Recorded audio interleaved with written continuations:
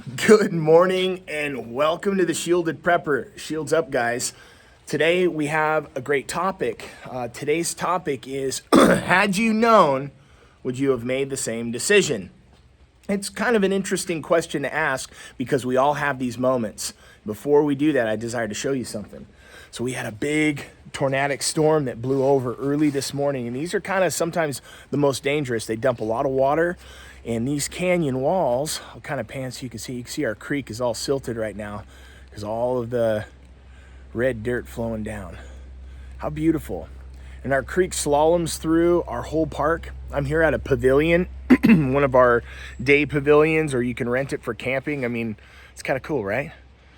We had a group out here, probably, 25 the other day. They have a pavilion here. It's covered. It's got electricity. They got a big barbecue, picnic tables, and all this stuff in here.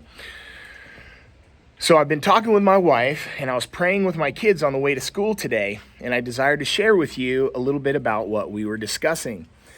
And the reality of when you make a move on something that's maybe bigger than anything you've ever done before, it is quite uncomfortable.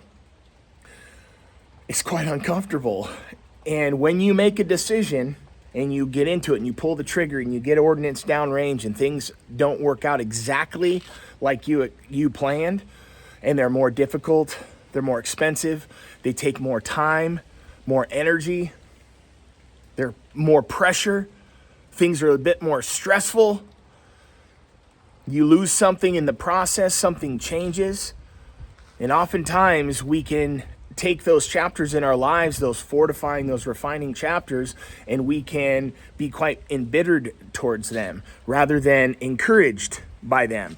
And today I intended on ensuring that you know with me, with us, as we talk through this together, that sometimes we have to put that outlet. Had I known then, would I know now, would I made the same decision?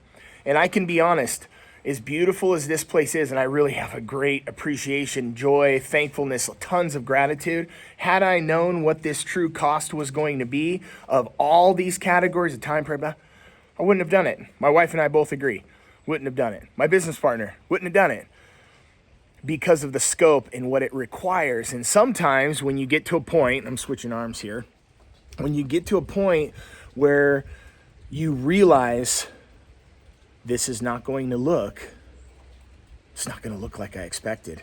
What am I going to do? What do you do when you find yourself caught in a moment where you realize, I would have never done this had I known? I would have never done this had I known. Yet here you are. Here we are. What do you do now? Right?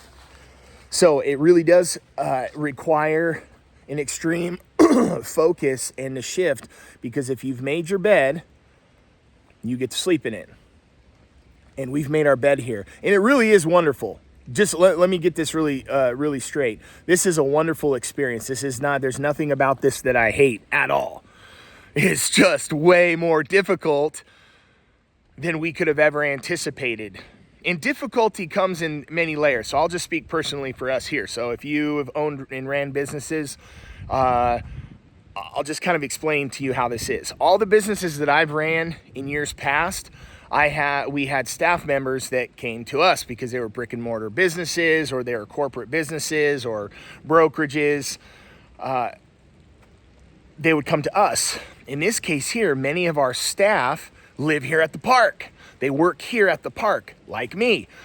They live here all the time. So this is our home as well as our work.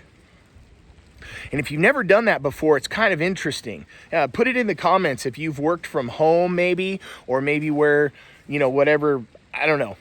You understand what I'm saying. If you work where you live, sometimes there's a little bit of cabin fever. Even when it looks like this. It's so beautiful here right now as well. Fall's here. All the trees are changing colors. It really is lovely. And for you may say, oh my gosh, I would love to be there for a couple of weeks. Just to have a couple of weeks to work there. Maybe that would be refreshing for you. Maybe for me, it'd be like, oh, I love to be where you are, just to have a break. And when you can't have that break all the time, it's important to do this. Go seek out information that ensures that it shifts our focus in life. What we focus on expands. And if we're focusing on what we don't have, or if we're focusing on the fact that you maybe made the wrong decision, yet you find yourself in a place in life where you have to adapt. You have to adapt. There's still great opportunity. And I think the best stories in life come from great success. The ones, we all really listen to. We enjoy listening to successful people. And great failure. Or great loss. Or great tragedy. Right? We enjoy hearing those people's stories of loss and tragedy or death, because it gives us an opportunity to ground gratitude and to say, wow, I'm thankful I haven't had to go through that, or didn't have to do that. Yet when you have someone who has experienced a measure of major difficulty in life, maybe in business where they're almost, lips are above water, just staying alive, yet you have gratitude in your heart and you make it through, and there's a story to tell and a witness to share. These are great stories, and you, like me, like us, have these moments in our lives where had we known then what we know now, we would have made a different decision. Right? Marriages, relationships, whatever. Be encouraged today that where you are is for you. It's for us. Where we are is for us. So choose gratitude today. Look to encourage someone that may be going through a difficult chapter in their lives, that maybe you see, had they known then what they know now, they would have made a different decision.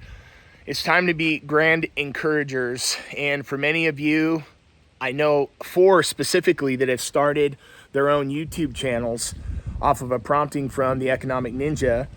And Travis had put a call out. I don't know if he said men or women, but I think he said over 50 should be sharing wisdom on YouTube. If you'd like help or you'd like some encouragement, you can email me, theshieldedprepper@gmail.com, theshieldedprepper@gmail.com.